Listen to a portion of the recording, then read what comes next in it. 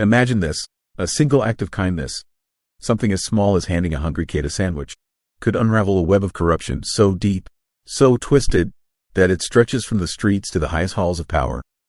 What if that one moment of compassion didn't just change your day, but set you on a collision course with a criminal empire? What if doing the right thing made you the target of liars, killers, and men who'd sell their souls for a paycheck? That's exactly what happened to Sarah Kane. She wasn't just anyone, a senior Navy SEAL, trained to face death without blinking. Her life was built on discipline, courage, and a quiet, unshakable resolve. She'd stormed enemy strongholds, diffused bombs under fire, and walked through chaos most of us couldn't even dream of surviving. But nothing, not a single mission, could have prepared her for the enemy she'd face on a rainy afternoon at a rundown little shop called Corner Mart. It started innocently enough. A boy, barely 10 years old, stood trembling near the counter, his pockets empty, his stomach growling. Tommy, they'd later call him. His eyes darted nervously as the clerk barked at him to leave, accusing him of trying to steal a candy bar he couldn't pay for. The kid's hand shook, clutching a crumpled dollar bill that wasn't enough to cover the cost. Sarah watched from the aisle, her sharp instincts kicking in.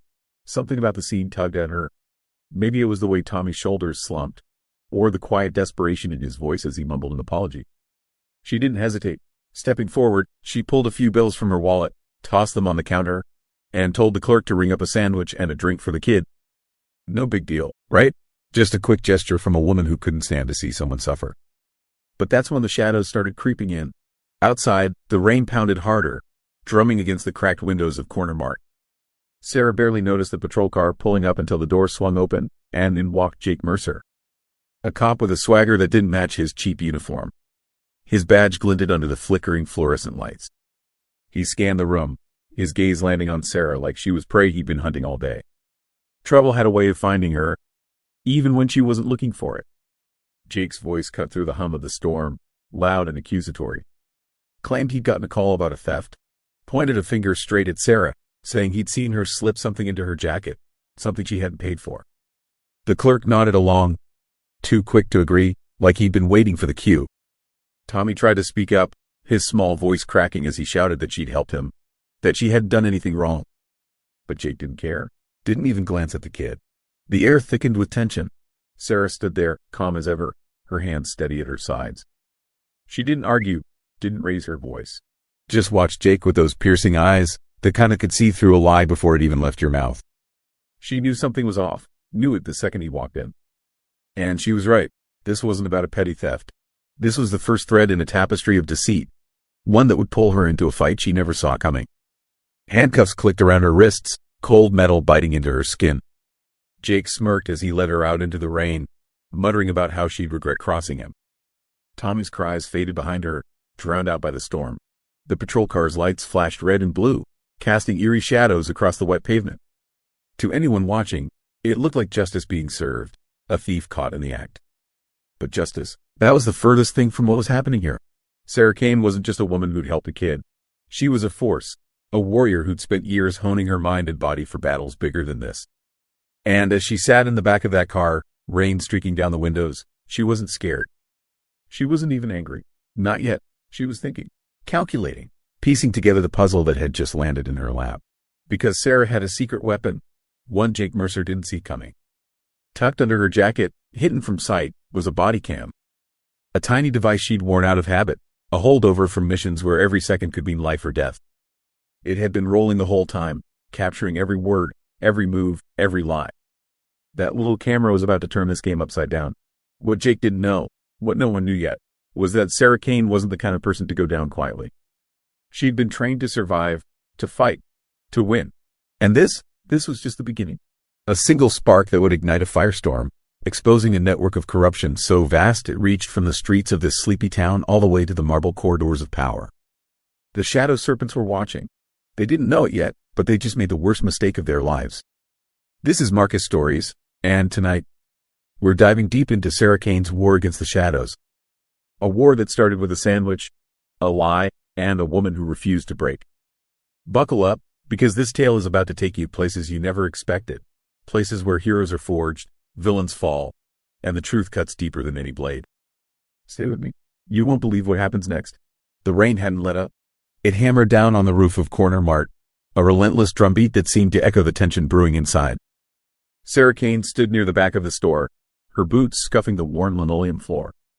She'd only stopped in for a bottle of water, something to keep her going after a long day of training drills. But then she saw him. Tommy, a scrawny kid with patched-up jeans and a mop of damp hair clinging to his forehead. He hovered near the counter, clutching a crumpled dollar bill like it was his last lifeline. The clerk wasn't having it. A burly guy with a stained apron and a scowl that could curdle milk, he loomed over Tommy, barking about how the kid's money wasn't enough for the candy bar in his hand. Accused him of trying to sneak it out. Tommy's voice trembled, barely audible over the storm outside. Said he wasn't stealing, that he'd found the dollar in the gutter and just wanted something to eat. His eyes were wide, pleading, the kind of look that could melt even the hardest heart. Sarah's wasn't hard, not when it came to someone like this, a kid who'd clearly been dealt a rotten hand. She stepped forward, her movements smooth and deliberate, like a predator sizing up a situation. Pulled a few bills from her pocket. Nothing fancy, just enough to cover a sandwich, a drink, and that candy bar Tommy was clinging to. Tossed them onto the counter with a quiet thud. Told the clerk to ring it up, her voice low but firm, leaving no room for argument. The clerk grumbled, but he took the money, shoving the items into a plastic bag and thrusting it at Tommy. For a moment, it felt like the world made sense again. Tommy looked up at Sarah, his face lighting up with a shy, grateful smile. Muttered a quick thank you before clutching the bag to his chest like it was treasure. Sarah just nodded, already turning to leave. Didn't need the praise. Didn't want it. She'd done what felt right. And that was enough. But the world doesn't always reward what's right. The door banged open, letting in a gust of wet wind and the sharp glare of headlights from a patrol car parked outside. Jake Mercer swaggered in, rain dripping off his cap, his badge catching the dim light like a warning sign. He wasn't tall, wasn't imposing, but there was something oily about him. A slick confidence that didn't match the frayed edges of his uniform. His eyes swept the room, predatory, locking onto Sarah like he'd been waiting for her all along. Trouble didn't just walk in. It strutted. His voice sliced through the quiet, loud and brassy, dripping with accusation. Said he'd gotten a call about a theft at Corner Mart. Claimed he'd seen it all through the window. Sarah slipping something into her jacket, something she hadn't paid for. Pointed at her with a finger that trembled just slightly, betraying the lie he was spinning. The clerk jumped in, too eager, nodding like a puppet on strings. Backed up Jake's story, saying he'd noticed her acting suspicious the whole time. It was a setup, a cheap, clumsy one, but a setup all the same. Tommy's bag hit the floor with a soft thud. He stepped forward, his small frame shaking with a mix of fear and defiance. Shouted that it wasn't true, that Sarah had paid for everything, that she'd helped him when no one else would. His voice cracked, high and desperate, cutting through the lies like a knife. But Jake didn't even glance at him. Just waved a hand, dismissing the kid like he was nothing more than a buzzing fly. Sarah didn't flinch, didn't raise her voice. Stood there, hands loose at her sides, her face a mask of calm that hid the storm brewing inside. She'd faced worse than this. Gunfire, ambushes, men twice her size with murder in their eyes. A small-town cop with a flimsy story didn't scare her, but it pissed her off. The injustice of it, the way Jake twisted a good deed into a crime, the way he ignored Tommy's pleas. It lit a slow, steady fire in her gut. The air in Corner Mart grew heavy, thick with the weight of what was happening. Jake pulled out his cuffs, the metal glinting as he stepped closer. Kept talking, piling on the accusations, said she'd been caught red-handed, that she'd be lucky to see daylight again after this. His smirk widened, smug and careless, like he thought he'd already won. He hadn't, not by a long shot. Sarah's eyes narrowed, just a fraction, taking him in. The way he moved, too fast, too nervous. The way the clerk wouldn't meet her gaze. The way this whole thing stank of something bigger, something uglier than a petty theft bust. She didn't say a word as the cuffs snapped around her wrists, cold and tight, locking her hands behind her back. Didn't resist as Jake shoved her toward the door, his grip rougher than it needed to be. Outside, the rain soaked through her jacket, plastering her hair to her face. Tommy's shouts followed her, fainter now, swallowed by the roar of the storm. Called her name, Sarah, Sarah. Begging someone, anyone, to listen. No one did. The clerk turned away, counting his cash. The few customers in the store kept their heads down, pretending they hadn't seen a thing. Jake pushed her into the patrol car, slamming the door with a force that rattled the frame. Climbed into the driver's seat, muttering under his breath about how she'd messed with the wrong guy. The engine growled to life, tires splashing through puddles as they pulled away from Corner Mart. Red and blue lights spun, painting the night with an eerie glow. To the world, it looked like a clean arrest. A thief hauled off to face the consequences. But Sarah knew better, felt it in her bones, in the steady rhythm of her pulse. This wasn't about justice.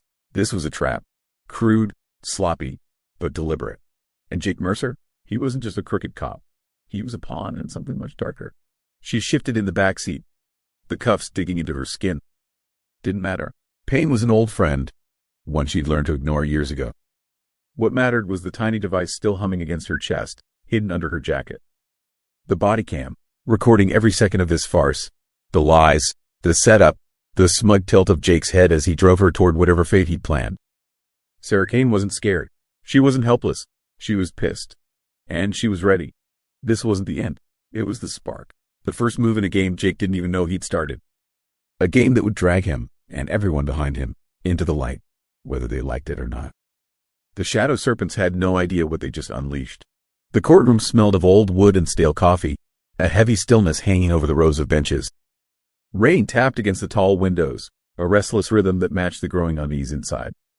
Sarah Kane sat at the defendant's table, her hands folded calmly in front of her, the cuffs long gone but their weight still a memory on her wrists. She wore a plain gray jacket, her hair pulled back tight, every inch of her screaming discipline. The room buzzed with whispers, curious onlookers, a handful of reporters, all waiting to see how this small-time theft case would play out. They had no idea what was coming.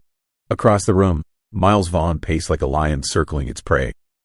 The prosecutor's suit was crisp, his voice smooth and sharp, cutting through the air with practiced ease. Laid out the charges with a confidence that bordered on arrogance, said Sarah had been caught stealing from Corner Mart, that the evidence was airtight, that she'd be lucky to avoid a stiff sentence. Painted her as a petty crook, a nobody who'd slipped up and gotten nabbed. He couldn't have been more wrong. Jake Mercer took the stand next, his uniform pressed but his posture slouched, a nervous twitch in his fingers giving him away. Swore under oath that he'd seen it all. Sarah stuffing something into her jacket, sneaking past the clerk, thinking she'd get away clean. His words dripped with fake certainty, each syllable rehearsed but shaky at the edges. Kept his eyes on the floor, avoiding Sarah's steady gaze, like he could feel the heat of it burning through his lies. The crowd ate it up. Murmurs rippled through the benches. Disapproval, judgment, the usual noise of people quick to believe the worst. Miles flashed a smug grin, leaning back in his chair, already tasting victory. Judge Eleanor Hart sat high above them all, her face a mask of stern patience, gavel resting lightly in her hand. Called for order when the whispers grew too loud, her voice firm but fair, demanding silence. Sarah didn't move, didn't fidget, just watched, her mind turning like a machine, every gear clicking into place. She'd known this moment was coming, had felt it in the patrol car, in the way Jake's story didn't add up. This wasn't her first battlefield, and she wasn't about to lose on someone else's turf. Miles finished his questions, stepping back with a flourish, inviting Sarah's side to respond.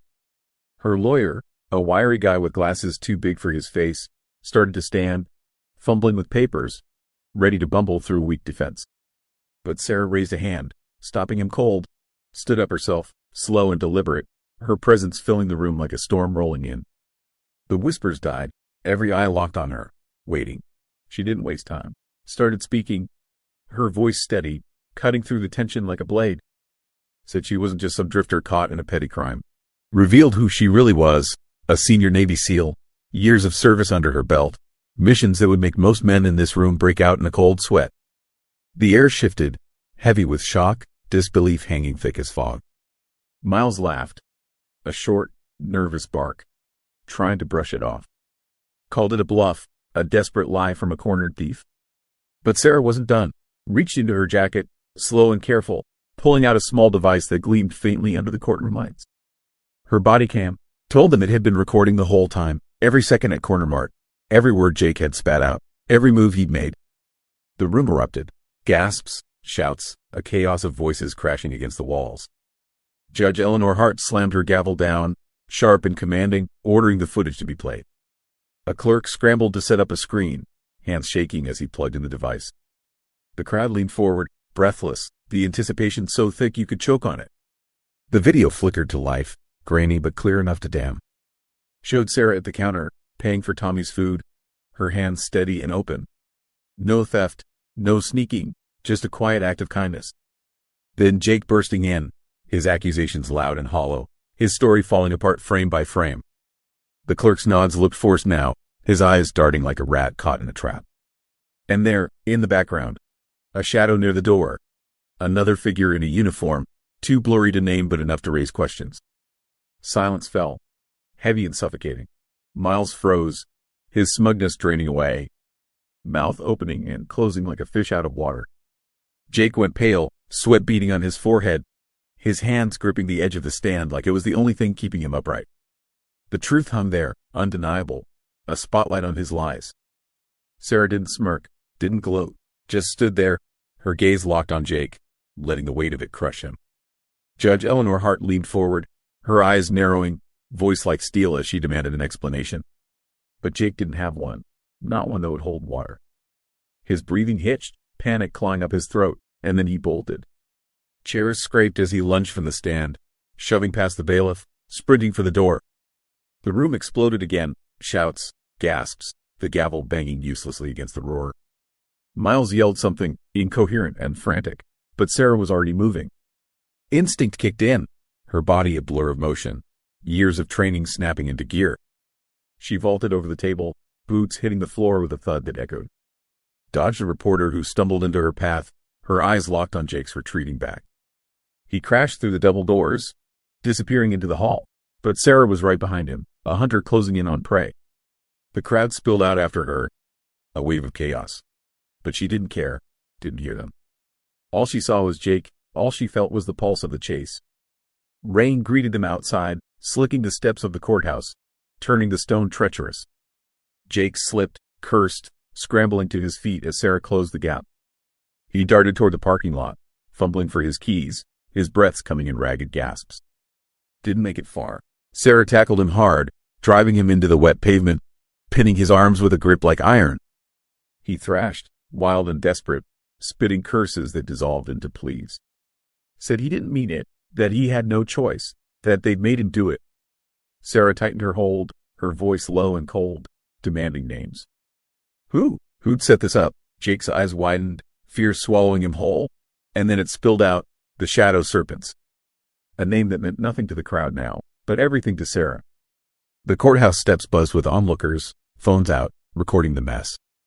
Sarah hauled Jake up, his uniform soaked and muddy, his fight gone. Handed him off to the stunned bailiff who'd finally caught up, her expression unreadable.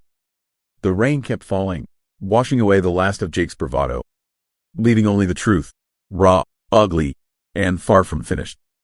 This wasn't over. The video had cracked the surface, but beneath it lay a darkness Sarah was only starting to glimpse. The Shadow Serpents weren't just a name. They were a promise of danger, of power, of a fight she'd have to face alone. Or so she thought. Night swallowed the town, the rain finally easing into a damp, clinging mist. Sarah Kane moved through it like a ghost, her boots silent against the cracked asphalt. Dockside 13 loomed ahead, a rotting stretch of waterfront where rusted cranes jutted into the sky like skeletal fingers. The air stank of salt and diesel, thick with the promise of secrets better left buried. Jake's confession echoed in her mind. Shadow Serpents, a name that carried weight, a whisper of something far bigger than a crooked cop's lie. She'd pressed him hard on those courthouse steps, his voice breaking as he spat out the location. A meet at the docks? Tonight, under the cover of darkness. No backup, no plan beyond getting in and getting answers. Just her, the body cam still strapped to her chest, and a fire in her gut that wouldn't let her walk away. The warehouses lined the pier, their windows black and shattered, shadows pooling in the gaps. She slipped past a chain-link fence, the metal cold against her fingers as she eased it aside. Voices drifted on the wind, low, clipped, edged with tension. Sarah crouched behind a stack of crates, her breathing steady, eyes scanning the scene unfolding ahead. Men moved in the dim glow of a single floodlight, their silhouettes sharp against the night. Crates were being unloaded from a battered truck, wooden boxes stamped with faded markings, pried open to reveal glints of steel. Guns, rifles, handguns, even what looked like military-grade hardware, all stacked and ready for hands that shouldn't have them. The Shadow Serpents weren't just a gang. They were an arsenal. Then she saw him, Victor Slade, captain of the local police, his broad frame unmistakable even in the half-light. He stood apart, barking orders, his voice a gravelly growl that carried over the lapping waves. Uniform traded for a dark jacket, but the authority clung to him. Corrupt, twisted, a man who wore power like a second skin. He inspected a crate, nodding to a wiry guy with a clipboard. His movements casual, like this was just another night on the job. Sarah's pulse quickened, but her hand stayed steady. This was it, the thread connecting Jake's setup to something uglier. She slid her phone from her pocket, silent as a shadow, angling it to snap photos. The screen flashed faintly with each shot. Slade's face, the weapons, the truck's license plate. Evidence, hard and cold, proof that the rot went deeper than she'd imagined. A sound snapped her focus, a crate shifting, wood scraping against wood. One of the men turned, his head cocked, eyes narrowing as he scanned the dark. Rico Snake, they called him, a lean figure with a scar curling down his cheek like a warning. He stepped away from the group, his boots crunching on gravel, a pistol dangling loosely in his hand. Sarah pressed herself lower, her body melding with the crates, breath held tight in her chest. He stopped, inches from her hiding spot, head tilting like a hound catching a scent. The floodlight caught his face, hard, alert, the kind of man who thrived on suspicion. Muttered something under his breath, too low to catch, then kicked at the ground, sending a pebble skittering into the shadows. Sarah didn't move, didn't blink. Years of training kept her still, a statue carved from steel and silence. Then it happened. Her phone buzzed. Once, sharp, a text notification she hadn't silenced. The sound cut through the quiet like a gunshot. Rico's head whipped around, his pistol snapping up, eyes locking on her position. Shouted a warning, harsh and guttural, and the night erupted. Sarah bolted, sprang from the crates like a coiled spring, her legs pumping as she darted toward the maze of warehouses. Shouts exploded behind her, boots pounding the ground, the sharp crack of a gunshot splitting the air. A bullet ricocheted off a metal beam, sparks flaring in her peripheral vision. She ducked low, weaving between stacks of cargo, her heart slamming against her ribs but her mind razor sharp. Rico was fast, too fast, leading the pack, his voice barking orders over the chaos. More shots rang out, wild and desperate, tearing through the mist. Sarah hit a narrow alley between two buildings, the walls closing in, slick with damp rot. Skidded around a corner, her boots sliding on wet concrete, catching herself against a rusted dumpster. Kept moving, every step a calculation, every breath fuel for the next. The docks were a labyrinth, twisting paths, dead ends, a sprawl of decay she turned to her advantage. Dove behind a pile of fishing nets, the stench of salt and rot choking her lungs. Peered through the tangle, watching as Rico and his crew fanned out, their flashlights slicing through the dark. They were close, too close, his shadow stretching long and jagged across the ground. She needed a way out. Spotted a gap in the fence, half hidden by a stack of barrels, leading to the open water's edge. Took a breath, deep and steady, then made her move. Sprinted hard, ignoring the burn in her legs, the shouts growing louder as they spotted her. A bullet whizzed past, grazing the air near her shoulder, but she didn't flinch, couldn't afford to. Reached the fence, slid through the gap like a thread through a needle, tearing her jacket on the jagged wire. Hit the ground running, the pier stretching out ahead, waves crashing below. Rico roared in frustration, his crew piling up at the bottleneck, too bulky to follow fast. Sarah didn't look back, kept going, her boots pounding the warped boards, the mist swallowing her whole. She'd made it, for now. Slipped into the night, the photos burning a hole in her pocket, Victor Slade's face etched into her memory. The Shadow Serpents weren't just a name anymore. They were real, armed, and tied to the top of a police force. This wasn't a hunch. It was a war, one she'd just stepped into, alone and outgunned. Her lungs burned, her body ached, but her mind was clear. The body cam had caught it all, the deal, the guns, Slade's presence. Evidence that could crack this wide open, if she could get it to the right hands. But the chase wasn't over. Rico's shouts faded, but his rage lingered, a promise that they'd come for her again. Sarah Kane wasn't running away. She was running toward something, toward answers, toward justice, toward the heart of the snake pit. And she'd be damned if she let them slither away. Dockside 13 fell silent behind her, but the night was far from done. The city hummed under a shroud of fog, streetlights flickering like dying stars. Sarah Kane slipped through the back alleys, her jacket still torn from Dockside 13, her breath a faint cloud in the chill. She couldn't do this alone anymore. The photos burned in her pocket. Victor Slade's face, the guns, the shadow serpent's dirty hands all over it. Evidence that could bury them, but only if she survived long enough to use it. Her mind raced, sifting through options, landing on a name she hadn't thought of in years. Logan Pierce, ex-FBI, a man who'd walked away from the badge when the system turned sour. If anyone could help her navigate this mess, it was him. Finding him wasn't easy. Took her to a dive bar on the edge of town, a hole in the wall called the Rusty Anchor, where the air reeked of stale beer and broken dreams. She pushed through the creaky door, eyes scanning the dim room, pool tables, a jukebox spitting out a scratchy tune, a handful of drunks slumped over their glasses. Logan sat in the corner, nursing a whiskey, his broad shoulders hunched like he was carrying the weight of a past he couldn't shake. He looked up as she approached, gray eyes sharp beneath a mess of dark hair. Knew her instantly, even after all this time. Didn't smile, didn't flinch, just nodded, like he'd been expecting her to crash back into his life. She slid into the booth across from him, wasting no words. Laid it out fast, the setup at Corner Mart, the trial, Dockside 13, Slade's involvement. Showed him the photos, her fingers steady despite the storm inside. Logan listened, his face a mask of stone, sipping his drink like she was reciting the weather. But his eyes betrayed him. Narrowed, flickered with something dark when she mentioned the shadow serpents. Finished his whiskey in one slow gulp, then leaned forward, voice low and rough. Said he'd heard whispers about them, rumors of a network too deep to touch, too dangerous to chase. Told her she was in over her head, but the glint in his gaze said he was already in, whether he liked it or not. They needed more. A name, a lead, something to tie Slade to the bigger picture. Logan had a hunch. Damien Holt, a mid-level player in the Serpents game, known for running their dirty deals. Word was he'd be at a derelict garage across town tonight, overseeing a cash drop. Sarah didn't hesitate, grabbed her gear, phone, body cam, a knife tucked into her boot, and followed Logan into the night.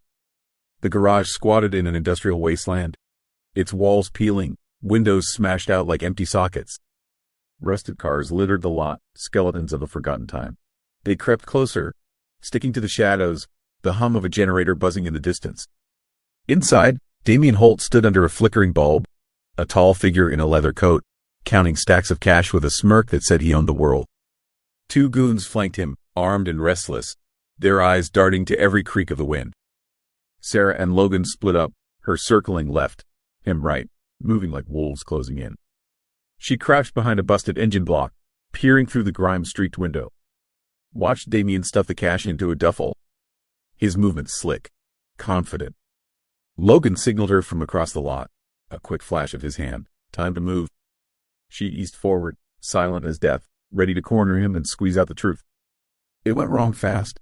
A board snapped under Logan's boot, the sound sharp and betraying. Damien's head jerked up, his smirk vanishing, hand diving for the gun at his hip. Shouted a warning, his voice booming through the garage, and the goons spun, weapons raised. Sarah didn't wait, burst through the side door, her body low, charging straight at Damien before he could fire. She tackled him hard, slamming him into a workbench, tools clattering to the floor. He fought back, wiry and fierce, landing a punch that grazed her jaw. She barely felt it, twisted his arm, pinned him down, her knee digging into his chest. Logan grappled with the goons, fists flying, a gunshot ringing out as he disarmed one, sending the pistol skittering across the concrete. Damien snarled, thrashing under her grip, but she tightened her hold, voice cutting through his curses. Demanded to know who pulled Slade's strings, who ran the shadow serpents. His eyes widened, fear flashing beneath the bravado, and then he broke. Gasped out that Slade was just a puppet, a frontman for someone higher, someone untouchable. Started to say more, a name forming on his lips, when the window shattered. Glass rained down, a sniper's bullet tearing through the night. It hit Damien square in the chest, blood blooming dark and fast, his body slumping beneath her. Sarah rolled off, diving for cover as more shots screamed through the garage. Logan yelled, dragging her behind a car, the metal pinging with each impact. The goons scattered, one dropping with a cry, the other bolting into the dark. Chaos erupted. Tires screeched outside, a black van peeling into the lot, shadow serpents spilling out, their silhouettes bristling with guns. Sarah's heart pounded, adrenaline flooding her veins, but her mind stayed ice cold. Grabbed her phone, snapped a blurry shot of the attackers through the wreckage, the body cam still rolling. Logan fired back, his stolen pistol barking, buying them seconds. They couldn't stay. The van's crew advanced, relentless, bullets chewing up the garage. Walls, cars, everything in their path. Sarah spotted a back exit, half blocked by debris, and pointed. Logan nodded, covering her as she sprinted, shoving aside a rusted barrel. Bullets chased them, splintering wood, sparking off steel, the air thick with dust and gunpowder. She dove through the gap, Logan right behind, hitting the ground hard outside. Kept running, weaving through the maze of abandoned machinery. The serpent's shouts fading but their intent clear. They'd kill to keep this quiet. Sarah's lungs burned, her jaw throbbing from Damien's hit, but she clutched the phone tight, the new evidence searing into her resolve.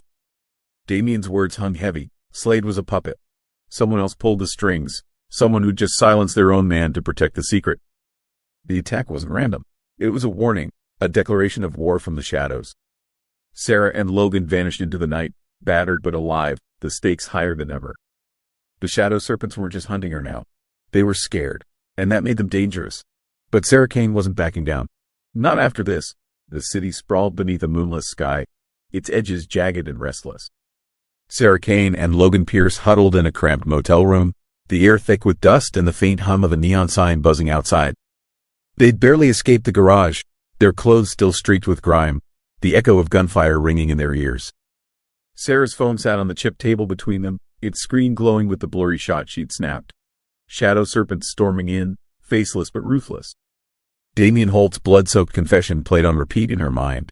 Slade was a puppet. Someone bigger loomed above him, pulling strings from the dark. Logan cracked open a laptop, his fingers flying across the keys, digging through old FBI contacts and back channels he hadn't touched in years. The photos from Dockside 13, Slade with the guns, were their starting point.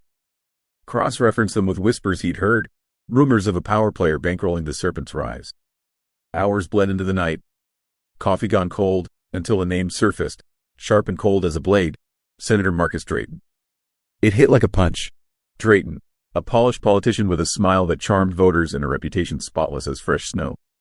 But beneath his suits and speeches, Logan found cracks, offshore accounts, coded messages, a trail of cash leading straight to the serpent's coffers. Sarah stared at the screen, her jaw tight, the pieces snapping into place. Slade wasn't the head of this snake. Drayton was, and he'd been watching her all along. The motel phone rang, shrill and sudden, shattering the silence. Sarah snatched it up, her gut twisting before the voice even came through. It was low, smooth, dripping with menace. Drayton himself, no proxy this time. Said he knew what she had, what she'd seen. Told her she'd gone too far, dug too deep, and now there was a price. A rustle in the background, then a cry. Soft, terrified, unmistakable. Clara Kane, Sarah's mother. Her heart stopped, ice flooding her veins. The line crackled as Drayton laid out his terms. Hand over the photos, the body cam footage, every shred of evidence, or Clara wouldn't see sunrise. Gave her an address, Ravens Hollow Warehouse, a derelict shell on the outskirts, and a deadline, midnight. Then the call cut dead, leaving only the echo of Clara's voice, fragile and pleading. Sarah's hands shook, not from fear, but rage. Logan reached for her, his face grim, saying they needed a plan, needed help. She shook him off, eyes burning with a fire he hadn't seen before. This wasn't just a mission now. It was personal. Clara, gentle, fierce Clara who'd raised her alone, who taught her to fight even when the world broke her, was in the hands of a monster. And Sarah would tear the earth apart to get her back. They pieced it together fast. Ravens Hollow was a trap, Drayton's endgame, a place to bury her and the truth in one clean sweep. Logan mapped it out, an old shipping depot, rusted and sprawling, surrounded by empty fields and choked with shadows. Perfect for an ambush. Sarah didn't care. Loaded her gear, knife, phone, a pistol Logan pressed into her hand. Her movements sharp, mechanical, every ounce of her SEAL training locking into place. Logan insisted on coming, his voice steady but edged with worry. Said she couldn't face this alone, not against Drayton's crew.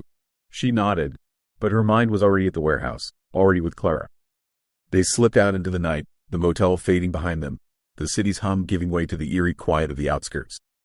Headlights off, they rolled up a dirt track, parking a quarter mile out, creeping closer on foot. Raven's Hollow loomed ahead, a hulking silhouette against the black sky. Its walls sagged, metal groaning in the wind, windows gaping like hollow eyes. Faint light flickered inside. Movement, voices, the glint of guns. Sarah crouched low, Logan at her side, peering through the overgrowth. Counted at least 6 men, serpents, armed to the teeth, patrolling the perimeter. Drayton was there too, his tall frame pacing near a stack of crates, his voice barking orders. Then she saw her. Clara, bound to a chair in the center of the warehouse, her gray hair tangled, face bruised but defiant. A guard stood over her, rifle slung across his chest, his sneer visible even from this distance. Sarah's breath caught, a raw ache clawing at her chest. Clara didn't cry, didn't beg, just sat there, chin up, staring down her captors like she dared them to try harder. Logan whispered a warning. Too many. Too risky. Suggested calling in favors. Getting back up. Sarah shook her head, her voice a hiss in the dark. No time. Midnight was ticking closer, and Drayton wasn't bluffing. Every second Clara sat there was a second too long. She'd trained for this. Raids, rescues, impossible odds. This was her fight, her blood, her soul on the line. They split the plan fast. Logan would flank left, draw fire, create chaos. Sarah would go straight in, cut through the heart of it, get to Clara. No room for error, no second chances. She checked her watch, 11:45. 15 minutes to midnight, 15 minutes to save the only family she had left. Logan squeezed her shoulder, a silent promise, then melted into the shadows. Sarah took a breath, deep and steady, the night wrapping around her like armor.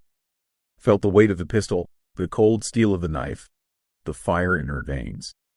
This wasn't just about evidence anymore. It was about the woman who taught her to stand, to fight, to never bow. Drayton thought he'd broken her, thought he'd won. He was wrong. She rose from the grass, a shadow among shadows, moving toward Raven's Hollow like a storm about to break. The serpents didn't see her coming, not yet. But they would, and when they did, they'd learn what happens when you threaten Sarah Kane's world. Midnight was closing in, and so was she. The wind howled through Raven's Hollow warehouse, rattling the rusted walls like a death rattle. Midnight hung heavy, the air electric with the promise of blood. Sarah Kane crept along the edge of the building, her silhouette a flicker in the dark. Logan Pierce moved parallel, a shadow on the left flank, his pistol gripped tight. The plan was simple, chaos and precision, a 1-2 punch to rip through the shadow serpent's trap. 6 guards patrolled the perimeter, their flashlights slicing through the gloom, rifles slung low but ready. Inside, Senator Marcus Drayton waited, a spider in his web, Clara Kane at the center. She peered through a broken window, glass crunching under her boots. Saw her mother, Clara, still tied to that chair, her face swollen from a fresh bruise, gray hair falling loose. But her eyes burned, fierce and unbowed, staring down the guard pacing in front of her. Sarah's chest tightened, love and fury twisting into a knot. Drayton stood nearby, his tailored coat a stark contrast to the filth around him. His voice smooth as he barked orders into a phone. No more waiting. Logan fired first, a single shot cracking the night, dropping a guard near the entrance. Shouts erupted, the serpents spinning toward the sound, weapons snapping up. Sarah seized the moment, slipping through a side door, her knife flashing as she took down another guard. Silent, swift, his body crumpling before he could scream. Chaos bloomed, gunfire popping like fireworks, Logan drawing their attention while she cut deeper inside. The warehouse was a maze of crates and shadows, the air thick with rust and gunpowder. She dodged a burst of bullets, the rounds chewing up a stack of boxes, splinters flying. Kept moving, low and fast, her SEAL instincts driving every step. Heard Drayton's voice rise, sharp and commanding, ordering his men to lock it down, to find her. He didn't panic, didn't need to. Thought he held all the cards. He was about to lose the deck. Logan's gunfire echoed from the west, a steady rhythm pinning down 2 more guards. Sarah reached the center, sliding behind a crate, her eyes locking on Clara. The guard watching her mother turned, distracted by the noise, his rifle swinging wide. Big mistake. She lunged, slamming into him, her elbow cracking his jaw, her knife sinking into his side. He dropped with a gurgle, blood pooling dark on the concrete. Clara's head jerked up, recognition flashing through her fear. Sarah ripped the ropes free, hands steady despite the chaos, pulling her mother to her feet. Whispered that she was here, that it was over, but Clara's grip tightened. Her voice a rasp. said it wasn't done. Not yet. Pointed toward Drayton, who turned now, his phone dropping as he saw them, his face twisting into a snarl. He drew a pistol, sleek and silver, leveling it with a calm that chilled the blood. Started talking. Smooth, venomous, saying Sarah should have stayed quiet, should have handed over the evidence and walked away. Said he'd built an empire she couldn't touch, that her little crusade ended here. Took a step closer, the gun steady, his eyes glinting with the certainty of a man who'd never lost. Sarah stepped in front of Clara, shielding her, her own pistol raised. Told him he'd underestimated her. Underestimated them both. The warehouse shook with the battle outside, Logan holding the line, the serpent's numbers thinning. But here, time slowed, the standoff stretching taut as a wire. Drayton laughed, low and cold, saying she'd die for nothing, that Clara would watch her bleed out before he finished them both. Then Clara moved, not weak, not broken, faster than anyone expected. Grabbed the fallen guard's rifle from the floor, her hands trembling but sure, years of quiet strength surging to the surface. Drayton's eyes flicked to her, too late, his smirk faltering as she raised the barrel. A single shot roared, deafening in the hollow space, the bullet tearing through his chest, blood spraying across his pristine coat. He staggered, shock freezing his face, the pistol slipping from his fingers. Collapsed to his knees. A king toppled, his empire crumbling in the echo of that shot.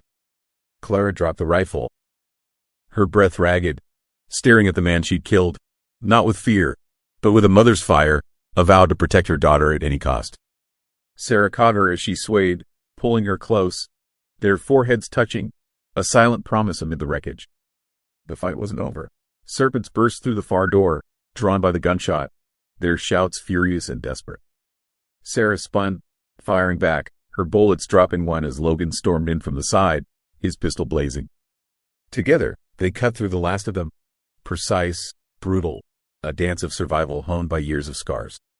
Bodies hit the floor, the warehouse falling silent, the air heavy with smoke and death. They'd won, barely. Sarah checked Clara, bruised, shaken, but alive.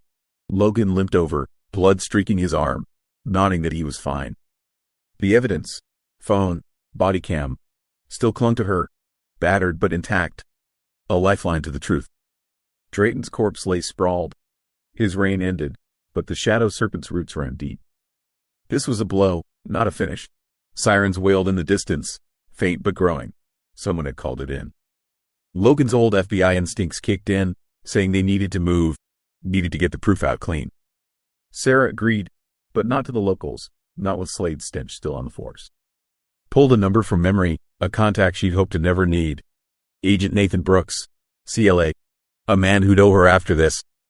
They slipped out the back, Clara leaning on Sarah, Logan covering their retreat. Reached their car as headlights pierced the fog, Brooks's team, black SUVs rolling in hard and fast.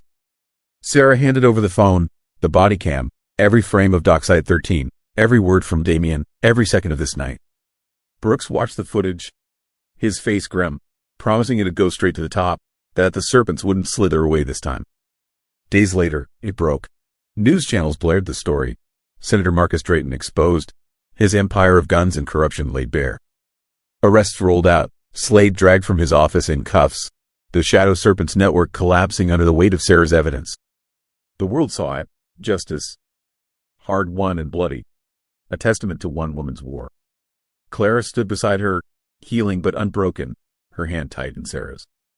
Logan watched from the sidelines, a faint smile cracking his stone facade.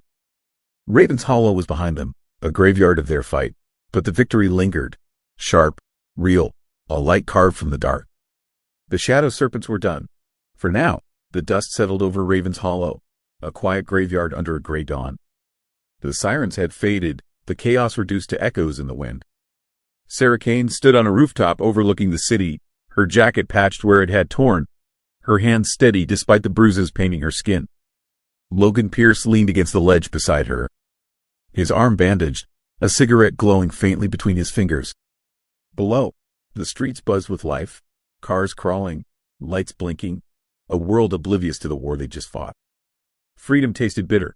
The Shadow Serpents were broken. Slade in chains, Drayton's empire ashes on the newsreels, Agent Nathan Brooks's team dismantling what was left. The evidence had done its job, a blade through the heart of corruption, exposing every deal, every lie. Reporters called it a victory, a triumph of justice, plastering Sarah's name across headlines she'd never read. But it didn't feel finished. Not to her. Clara was safe now, resting at home, her wounds healing slower than her spirit. That shot she'd fired, straight through Drayton's chest, still lingered in Sarah's mind. A mother's love turned lethal to save her daughter. They'd hugged tight that night, no words needed, just the weight of survival binding them closer than ever. Logan flicked his cigarette away, the embers spiraling into the dark. Said it was over, that they'd done what no one else could. His voice carried a rare softness, a crack in his armor, but Sarah shook her head. Looked out at the city, its shadows stretching long and deep, hiding secrets still unturned. Knew the serpents were just one head of a hydra. Cut it off, and others would grow. She'd fought too hard, lost too much, to walk away now. The body cam was gone, handed off to Brooks, but her resolve burned brighter than ever. This wasn't the end of her war. It was the beginning. A promise to herself, to Clara, to every kid like Tommy caught in the crossfire. Crime didn't sleep, and neither would she. Logan watched her, his gray eyes tracing the steel in her stance. Didn't argue. Knew better than to try. Just nodded, a silent pact that he'd be there when she called, when the next fight came. Took a step back, melting into the morning haze, leaving her alone with the skyline in her thoughts. The city breathed below, a restless beast full of light and dark. Sarah's mind churned with questions. How many Draytons still hid behind polished masks? How many Slades wore badges they didn't deserve? Justice had won this round, but at what cost? Blood, pain, a mother's trembling hands on a gun. Was it victory if the scars never faded? That's the thing about truth. It's messy, jagged, never as clean as the stories make it seem. She'd torn the veil off the shadow serpents, but the shadows remained, whispering of battles yet to come. Her legacy wasn't peace. It was defiance. A fire that wouldn't die. A line in the sand for anyone who dared cross it. So here's the question for you, listening out there. Does justice ever truly win? Or is it just a moment, a flicker before the next fight begins? Think about it. Let it sit with you, heavy and real, because this isn't just Sarah's story. It's ours, too. This is Trial Tales, where the fight for what's right never ends. If Sarah Kane's journey hit you hard, smash that like button and subscribe to Trial Tales. We've got more stories coming to keep you on the edge. Stay with us. The shadows aren't done yet. The Portland District Courthouse sits heavy under the rain, its tall windows streaked with water, casting faint shadows across the marble floor. Inside, the air's thick, anticipation hanging like fog. The clock's hands have crept past the starting time, and the crowd's restless. Whispers bounce off the walls, eyes darting to the double doors. Everyone's waiting for her, Jessica Langston, the girl who thinks she's bigger than this place. Then it happens. The doors swing wide with a slow, groaning creak, and she steps in. Her heels strike the floor. Sharp, deliberate, a rhythm that cuts through the murmurs. That coat's still flawless, hugging her like a second skin, dripping with money. Sunglasses perch on her head, glinting faintly under the chandeliers. She's late, obviously, and she doesn't care. Her blonde hair sways as she moves, a golden wave that screams confidence, maybe too much of it. She doesn't rush, doesn't even glance at the packed benches. Locals, reporters, curious faces all staring her down. She just saunters to her seat, hips swaying, like this is a catwalk, not a courtroom. Her purse hits the table with a loud smack, leather against wood, and out comes the phone. She flops into the chair, legs crossed, scrolling already. No hello, no apology. Just pure, unbothered attitude. Marcus Reed, the bailiff, stands near the front, his frame rigid. His uniform's crisp, badge gleaming, a wall of authority in human form. His voice booms out, deep and steady, telling everyone to rise.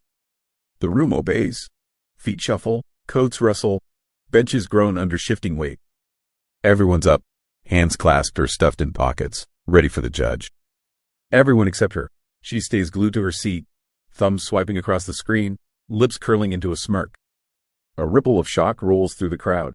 Heads turn, mouths drop. Someone coughs awkwardly. Her smirk widens. She knows they're watching, and she loves it. Marcus steps closer, boots thudding, his shadow stretching across the floor. He's about to say something, his hand twitching like he's ready to enforce order. But then, the air shifts again. A side door opens, and Judge Henry Sullivan steps out. He's a figure cut from stone. That robe flows around him, dark and heavy, brushing the floor as he moves. Gray hair catches the light, a silver crown over those piercing blue eyes. He doesn't rush, takes his time climbing the steps to the bench, every move calm, deliberate. His hands settle on the wood, fingers steady, papers stacked neatly in front of him. The gavel waits there, untouched, but it's like it's pulsing with power. The room snaps to attention. Whispers die. Breaths catch. He's here, and he owns this space. His gaze sweeps over the crowd. Slow, methodical, landing on Jessica for a heartbeat. She doesn't notice. She's too busy tapping away, nails clicking against the glass, a faint tick-tick-tick that grates in the silence. Her lawyer, Peter Nguyen, is a mess beside her, tie askew, forehead shiny with sweat, leaning over with frantic whispers. He's begging her, probably, stand up, put it away, show some respect. She doesn't budge, just flicks her hair, lets out a little huff, like he's the annoying one. Peter's face tightens, his hands clenching the edge of the table.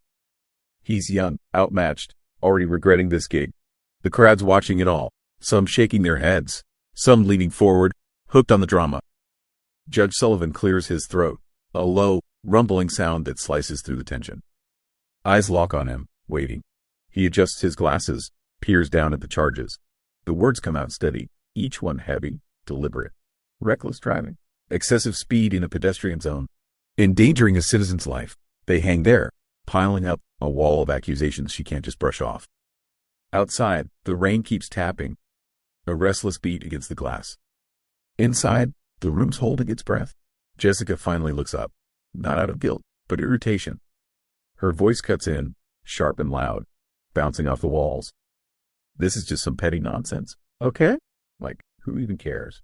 She tosses her phone down, screen flashing, and leans back, arms crossed, smirking again like she's daring him to argue. Gasps ripple out. Someone mutters, unbelievable, under their breath. Peter's practically shrinking, hissing something desperate, but she ignores him. She picks at her nails now, flicking them like she's bored, like this is a bad movie she's stuck watching. The charges keep coming, details spilling out, painting the scene near that bridge. Speed double the limit, tires screeching, a man diving for his life. She snorts, loud, obnoxious. So I went a little fast. Big deal. Her tone's light, casual, like she's ordering coffee, not facing a trial. Peter's hands fly to his face, rubbing his temples. The crowd's buzzing now. Anger, shock, disbelief mixing into a low hum. Reporters in the back scribble faster, sensing gold.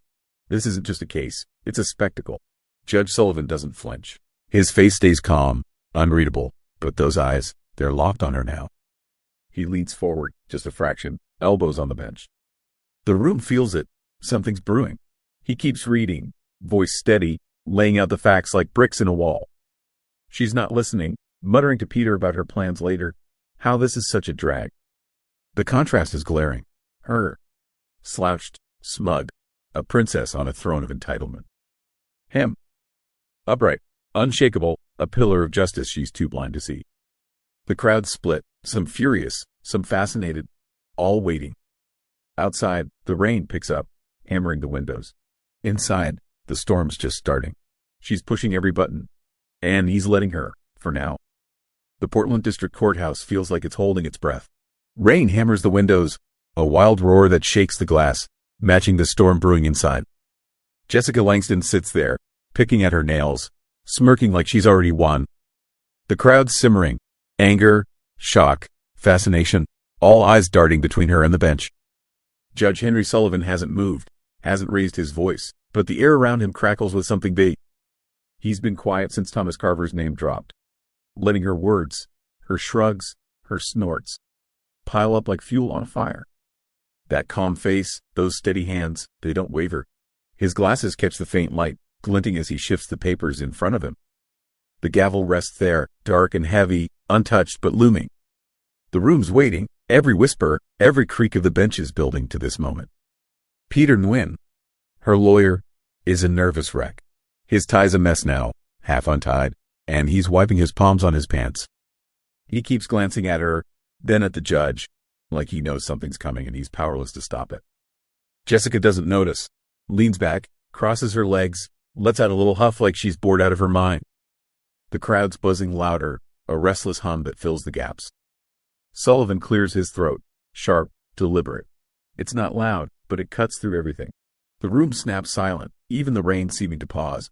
He leans forward, elbows on the bench, fingers steepled. His voice rolls out, low and firm, each word landing like a stone. Ms. Jessica Langston, this court has heard the charges. Reckless driving. Endangering a life. A clear pattern of disregard. For the law. For others. For basic decency. She rolls her eyes. Big. Dramatic. Like a kid caught with candy. A few people gasp. Soft but sharp. Peter hisses something under his breath, tugging at her sleeve. She jerks her arm away, smirking wider, like this is all a bad joke. Sullivan doesn't blink. Keeps going, steady as ever. The evidence is clear. The impact is real. And your response, your attitude, shows no remorse. That ends now. The crowd leans in, benches creaking under the shift. Outside, the rain picks up again, a furious beat against the walls. He pauses, long, heavy, letting the tension coil tighter. Jessica flicks her hair, mutters something to Peter about wrapping this up. She's clueless, coasting on that bubble of privilege, thinking it will carry her out unscathed. She's wrong. Sullivan's hand moves, slow, purposeful, closing around the gavel. The room holds its breath. He lifts it just an inch, then brings it down. A single, crisp thud echoes off the marble, sharp as a gunshot. This is your sentence, he says, voice rising now, cutting through the hush. You will pay a fine, substantial, but money's not the point here. You'll complete 200 hours of community service. And he pauses again, eyes locking on her. She's still smirking, but it's wobbling now, just a little. The crowd's frozen, waiting. And he continues, you will spend 30 days working at the Haven Shelter in East Portland, a refuge for the homeless. Starting tomorrow. The words drop like a bomb, heavy and final, exploding into the silence. Jessica's head snaps up. Her smirk vanishes, replaced by wide eyes and a slack jaw. The room erupts, not loud, not yet, but a wave of gasps, murmurs, heads turning fast. She shoots to her feet, chair scraping loud against the floor. Working with homeless people? Are you kidding me? Her voice cracks, high and shrill, bouncing off the walls. This is insane. I'm not doing that. Peter's on his feet too, hands flailing, trying to calm her. He's whispering fast, legal jargon, please to sit down, but she's not hearing it. She slams her hands on the table, purse tumbling, phone skidding. This is a joke, right? You can't make me. Her blonde hair's wild now, swinging as she gestures, face red with fury. The crowd's buzzing hard, some shocked, some nodding, all riveted. Sullivan doesn't flinch, sits there, hands folded again, watching her unravel. His voice cuts in, calm but steel-edged. Sit down, Ms. Langston. This isn't a negotiation. She freezes mid-rant, mouth open, staring at him like he's grown a second head. He keeps going, slow and deliberate. You need to learn something you've never had to. How to see the world through someone else's eyes. Money won't teach you that. This will. The room's alive now, whispers turning to chatter. A low roar under the rain. Someone claps, quick, sharp, then stops, embarrassed. A woman in the back mutters, about time. Reporters scribble like mad, pens racing to catch every word. Outside, cameras flash through the windows, shadows flickering across the walls. The story's breaking. Tweets flying, phones pinging beyond the courthouse doors. Jessica's still standing, fists clenched, breathing hard. You're serious? She snaps, voice trembling with rage. I have a life, plans, people waiting. I'm not some charity case. She spins to Peter, jabbing a finger at him. Fix this, now, he stammers, hands up, looking like he'd rather vanish than face her. The crowd's eating it up, some shaking their heads, some grinning at the meltdown.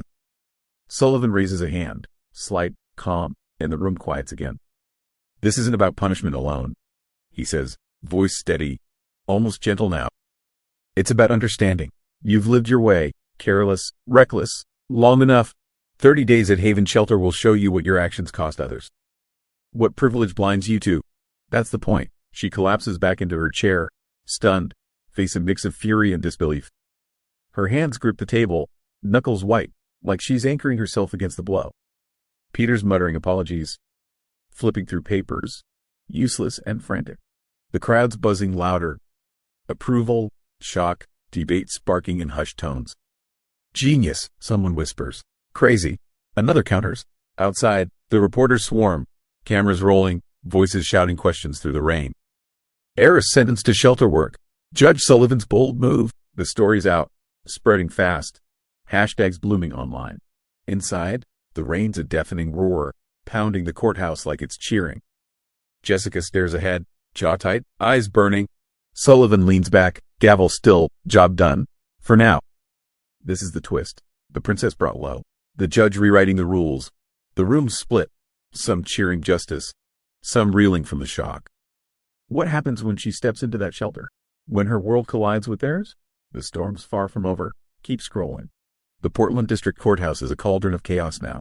Rain slams the windows, a relentless howl that rattles the panes, amplifying the storm inside. Jessica Langston slumps in her chair, fist still clenched, face flushed red with rage. That bombshell verdict, 30 days at Haven Shelter, hangs heavy, a weight she can't shake. Her world's just tilted, and she's not going down quietly. She's trembling, breath coming fast, eyes darting like a cornered animal. Her hands slam the table again, sharp, loud, sending her phone skittering across the wood. This is bullshit, she snaps, voice cracking, loud enough to bounce off the marble walls. Heads turn, mouths gape. She's unraveling, hair wild, coat slipping off one shoulder, every inch of her screaming defiance. Peter Nguyen, her lawyer, is a ghost beside her. His hands cover his face, fingers digging into his forehead like he's trying to disappear. That slick suit's wrinkled now, tie dangling loose, a man defeated before the fight's even over. He mutters something, soft, desperate, probably begging her to stop. She doesn't, just spins on him, jabbing a finger in his chest. You're useless. Fix this, or I'm done with you. The crowd's buzzing, alive, electric, feeding off her meltdown. Whispers turn to chatter, a rising tide of noise under the rain. A man near the front nods slow, arms crossed, a faint smile tugging at his lips. She's getting what she deserves, he mutters, just loud enough to carry. A woman in a blue scarf beside him nods too, eyes bright with approval. Justice, they think, finally catching up to privilege. But not everyone's sold. A guy in a gray hoodie leans back, shaking his head, voice low but sharp. 30 days with the homeless? That's nuts. She'll never last. A young woman next to him frowns, chewing her lip. It's too harsh, or maybe not harsh enough. Should have just locked her up. The room split, half cheering the twist, half doubting it'll work, all hooked on the drama. Outside, the rain's a roar, drowning out the shouts of reporters swarming the steps. Cameras flash through the windows, beams slicing the gloom, shadows dancing on the walls. They're already spinning it, heiress sentenced to shelter duty. Judge Sullivan's controversial call, words flying across screens, hashtags sparking like wildfire. This isn't just news, it's a fight waiting to erupt online. Judge Henry Sullivan sits above it all, calm as stone. His hands rest folded, gavel still, face unreadable. Those blue eyes sweep the room. Slow, steady, taking in the chaos without a flicker. He's dropped the hammer, and now he's watching the fallout. Jessica's still fuming, chest heaving, glaring at him like he's the enemy. He doesn't budge, just lets her stew, lets the room simmer. The chatter dips, sudden, sharp, when a figure rises from the benches. It's Thomas Carver. He's here after all, tucked in the back, unnoticed until now. 65, wiry, with gray hair thinning at the crown. His coat's faded, patched at the elbows, a working man's life stitched into the fabric. His right shoulder sags, still sore from that day, but he stands tall, steady despite the ache. The room quiets fast, benches creaking as people turn, eyes locking on him. He's not loud, doesn't need to be. His voice comes out soft, rough around the edges, carrying a weight that silences the buzz. I wasn't going to say anything, he starts, pausing to shift his weight, wincing slightly. But I guess I should. Jessica's head snaps toward him, eyes narrowing, lips parting like she's ready to bite. He doesn't look at her, not yet. Just keeps talking, slow and measured, hands clasped in front of him. I don't hate her, don't even know her. That day, yeah, it hurt. Scared me bad. Could have been worse, though. I'm still here. The crowd's wrapped, some leaning forward, some nodding, a few wiping their eyes. The rain outside softens, a steady patter now, like it's listening too. Jessica snorts. Loud, sharp, but it's weaker this time, less sure. Peter grabs her arm, whispering fast. trying to hush her. She yanks away, glaring at Carver, but he doesn't flinch. Keeps going, voice steady. I'm not mad at her. Life's too short for that. I just hope. He pauses, looks at her now, eyes soft but piercing. I hope she looks past herself someday. Sees what's out there. That's all. The words land. Quiet, simple, heavier than the gavel. The room's stunned, silence stretching long, broken only by the rain's faint tap. A woman in the front sniffles, dabbing her eyes with a sleeve. The man in gray mutters, "Damn," shaking his head, respect in his tone. Even the skeptics soften, Carver's grace cutting through the noise, a balm to Jessica's venom. She doesn't soften, sits there, arms crossed tight, jaw clenched, staring daggers at him. Whatever, she mutters, loud enough to sting. He's fine. See, total overreaction. Peter's hands drop, defeated, a sigh escaping him. The crowd stirs again, anger flaring in some, pity in others. Her words clash with his, a stark, ugly contrast lighting up the room. Sullivan raises a hand, slight, calm, and order snaps back. His gaze shifts to Carver, a faint nod of respect, then back to Jessica. That's enough, he says, voice low but final. The sentence stands. She slumps deeper, fuming, while the crowd splits wider, half moved by Carver's heart, half reeling from her coldness. Outside, the reporters pounce, shouting over the rain, cameras rolling. Victim speaks, Carver's mercy versus Langston's rage. It's trending already, controversial ruling of the year, debate exploding online. Inside, the rain steady again, a quiet roar as Carver sits, Jessica seethes, and the story cracks open. What's next? The divide's just beginning. Glad you're happy with it. Let's keep the energy high for part 6. Journey at Haven Shelter, stretching it to 10 to 12 minutes for your scrolling text podcast with a single static image. I'll dive deep into Jessica's reluctant start, her slow shift, and that pivotal moment, painting it all with vivid detail, short paragraphs, and a natural flow in English. The goal is to show her transformation unfold, step by step, keeping the audience hooked. Here we go, part 6. Journey at Haven Shelter, 10 to 12 minutes, stretched for max length. The next morning dawns cold in East Portland, a gray haze settling over the streets. Haven Shelter sits squat and weathered, a low brick building with peeling paint and a crooked sign out front. The air smells of damp concrete and stale coffee, a far cry from Jessica Langston's polished world. She pulls up in that black Porsche, engine growling, tires crunching gravel. The car looks absurd here, too shiny, too loud, against the backdrop of cracked sidewalks and faded hope. She steps out, slow and stiff, like she's walking to her execution. That designer coat's gone, replaced by a plain jacket, still pricey but less flashy. Her blonde hair's tied back, loose strands whipping in the wind, and her face is a mask of disgust. The shelter's door creaks open, and she hesitates, boots hovering over the threshold, nose wrinkling at the faint mildew scent wafting out. This isn't her scene, and every inch of her screams it. Inside, Grace Mitchell waits, 50-something, wiry, with gray streaks in her bun and eyes that don't miss a thing. She's in a faded sweater, clipboard in hand, a woman who's seen it all and doesn't flinch. Her voice comes out firm, clipped, no warmth wasted. You're late. Work starts at 8.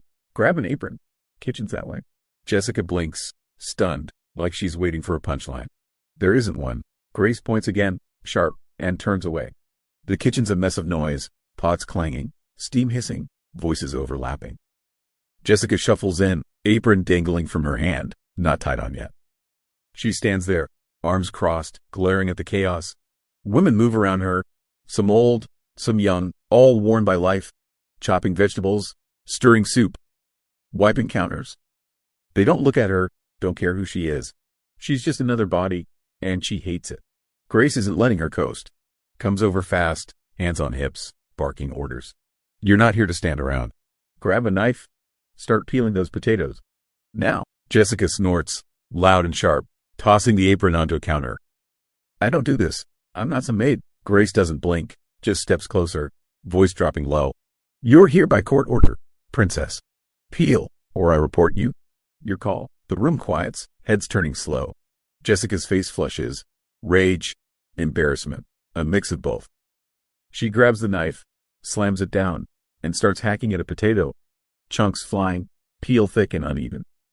Grace watches, arms crossed, then walks off. Keep going, she calls over her shoulder. No praise, no slack.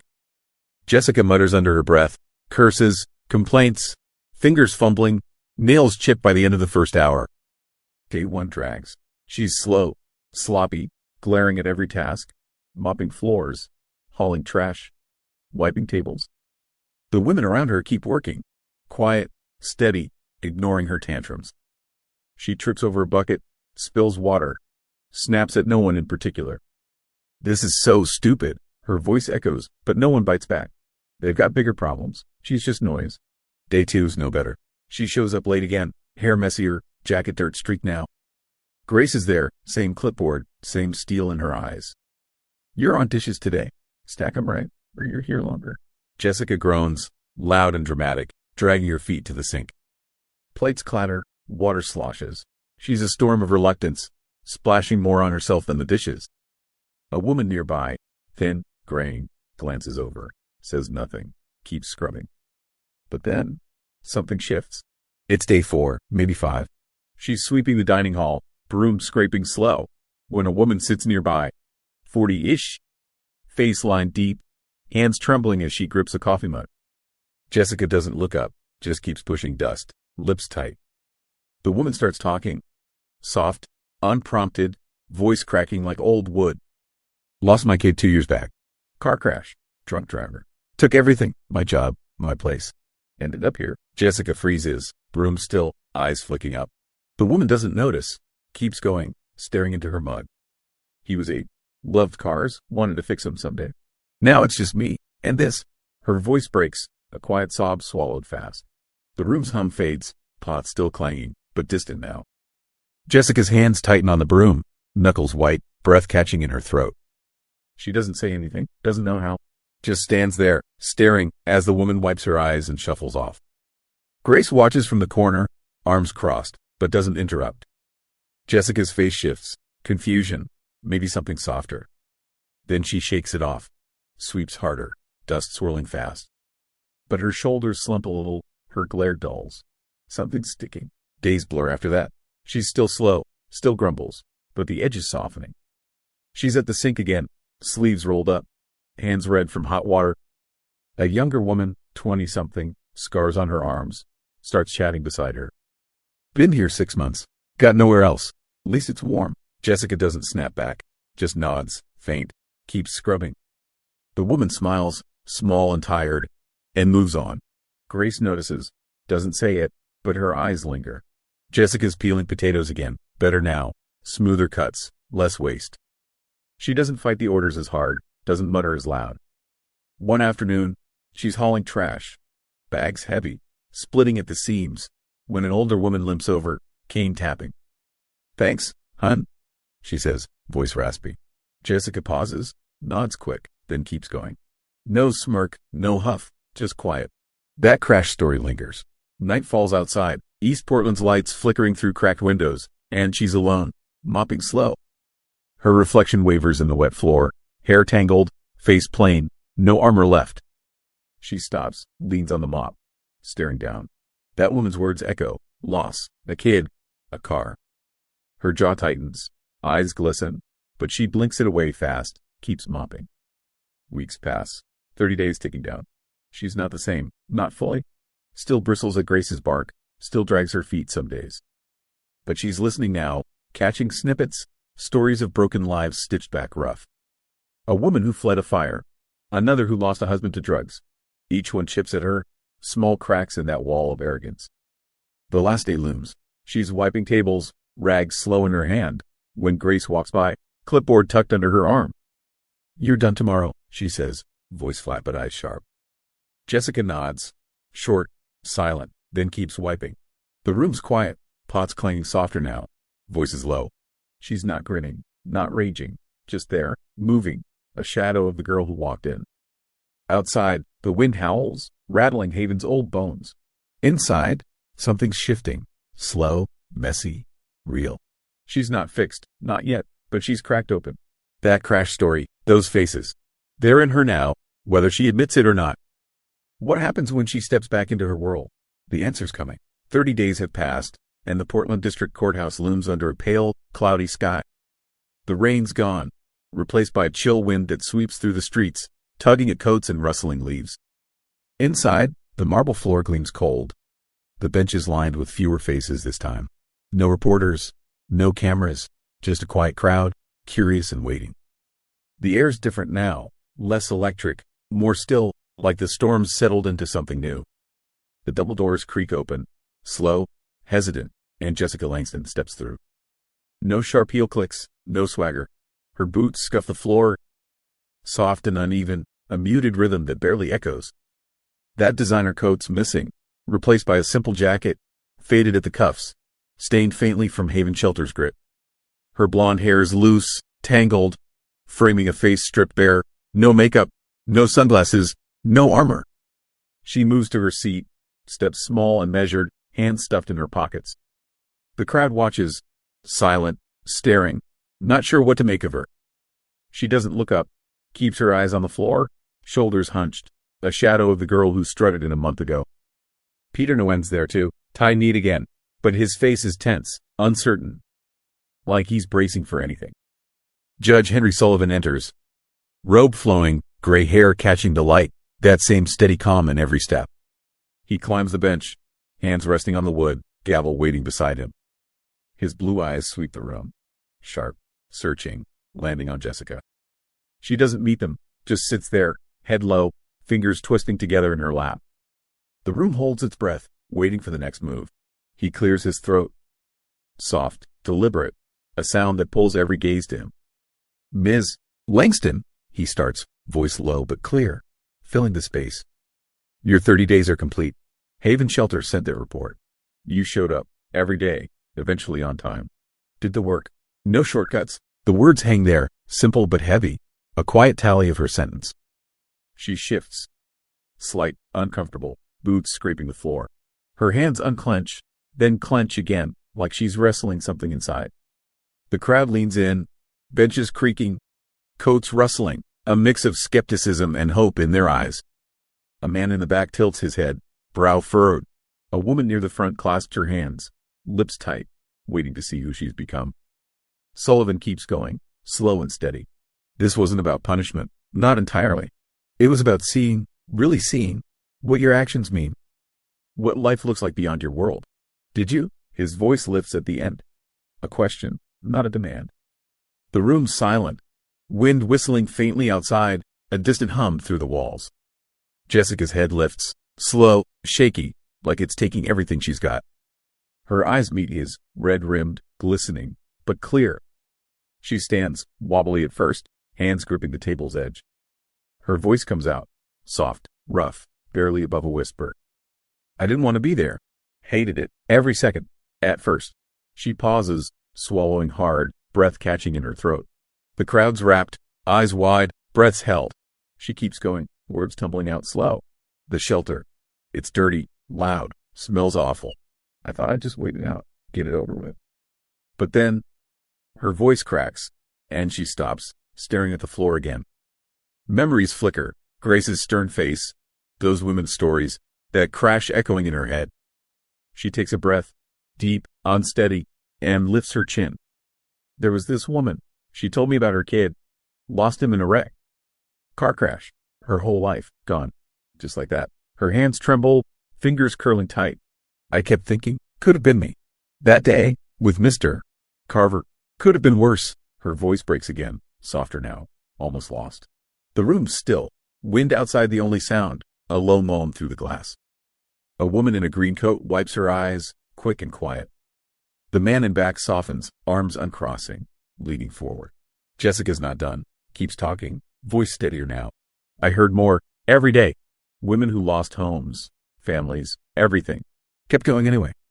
I didn't get it before. Didn't care. She looks at Sullivan, straight on now, eyes locked.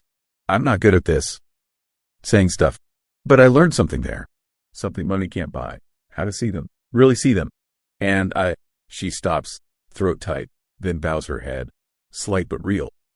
Thank you for making me. The words land. Soft, raw, a punch to the silence. The crowd shifts, gasps, murmurs, a ripple of something warm. That woman in green sniffles again, louder now. A guy near the door nods, slow, respect in his eyes. Peter's jaw drops, hands frozen midair, like he can't believe it's her talking. Sullivan watches, face still calm, but there's a flicker in those eyes, a warmth breaking through. His lips curve, just a hint, a rare smile, small but real. He leans forward, voice gentle now, steady as ever. Justice isn't just about punishing Ms. Langston. It's about finding what's lost, sometimes yourself.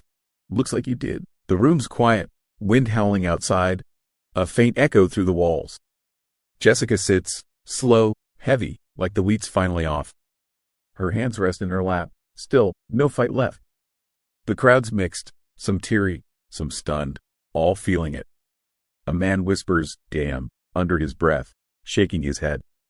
The woman in green dabs her eyes again, smiling faint. Sullivan's gavel lifts, slow, deliberate, then taps once, light but final. "Case closed," he says, voice firm, ending it. The sound rings out, sharp against the hush, sealing the moment. Jessica doesn't move, just sits there, head low, breathing slow. The crowd stirs, benches creaking, coats rustling, processing what they've seen. Outside, the wind picks up, swirling through Portland streets, carrying the story beyond these walls. Inside, it's done, but not really. She's changed, humbled, cracked open. But how far? That crash, those women, they're in her now. Shadows she can't shake. The room empties slow, people filing out, whispering, wondering. One question lingers, unanswered, open, floating in the air. Has Jessica really changed forever? Or is this just a moment, a flicker that'll fade when the Porsche starts again? The wind howls louder, a restless call through the glass. Her journey's hers now. But what do you think? The story's yours to judge. The Portland District Courthouse fades into memory now. Its marble walls and rain-streaked windows just echoes of a story that's run its course. Jessica Langston's journey, from that screeching Porsche to the quiet of Haven Shelter, leaves a trail of dust behind. The wind still hums outside, a restless whisper through Portland streets, carrying whispers of what happened here. But the tale's not just hers, it's ours, a mirror held up to reflect something deeper. It started with chaos. Tires on wet asphalt, a man diving for his life, a courtroom crackling with tension. Jessica strutted in, arrogant, untouchable, a princess in a bubble of wealth. She laughed at the charges, shrugged off Thomas Carver's pain, rolled her eyes at Judge Henry Sullivan's steady gaze. That first day, she was a storm, loud, defiant, blind to anything but herself. Then came the twist, 30 days at Haven Shelter, a sentence that hit like a thunderclap. She raged, screamed, slammed tables, swore it wouldn't break her. But those days, peeling potatoes, mopping floors, hearing stories of loss, cracked her open, slow and jagged. A woman's voice, trembling with grief over a crashed car and a lost child, lodged in her like a splinter. She didn't want it, fought it, but it stuck. Her return was quiet. No heels, no smirk, just a girl with tangled hair and a shaky voice. "Thank you," she said, head bowed, words raw and real. Sullivan's smile, small, rare, sealed it. Justice isn't just punishment, he told her. It's finding yourself. She did, or started to. The crowd felt it, tears, nods, a room split between awe and doubt. The wind carried it out, and here we are. What's the lesson? Responsibility. Owning what you break, facing the mess you make. Jessica sped through life, careless, until Carver's fall and Haven's grit forced her to stop. Empathy, seeing past your own skin, hearing voices you'd ignored. Those women, scarred, strong, taught her what money can't. And change, the slow, messy kind that doesn't come cheap. She's not the same, not fully, but she's not who she was. Think about it. 30 days ago, she was a headline, heiress wreaks havoc. Now, she's a question mark. That Porsche still sits in her garage, keys waiting. The shelter stories still echo in her head, shadows she can't unsee. Sullivan's words linger, justice as a mirror, not just a cage. Carver's grace, soft, forgiving, haunts the edges. It's a tangle of threads, and we're left to pull them apart. Was it fair? That's the spark. Some say yes, reckless privilege needed a wake-up, and Haven was it. A fine wouldn't touch her, jail might have hardened her, work broke her instead. Others argue no, too soft, too strange, a rich girl's time out when real harm was done. Carver's shoulder still aches. Does 30 days balance that? The debate's alive. Online, in whispers, in your mind right now. And forgiveness. Does she deserve it?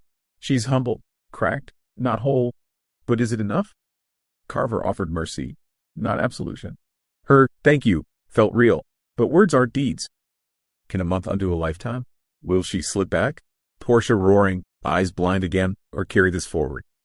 It's not clear-cut, no neat bow, just a messy, human knot. That's the power here. Change isn't a switch. It's a seed, buried rough, growing slow. Jessica's story isn't over. It's paused, teetering on what's next. Sullivan gave her a chance, not a pass, and she took it, stumbling. Carver's hope, look past herself, hangs there, a quiet plea. The wind outside keeps blowing, restless, like it's waiting too. So where do you stand?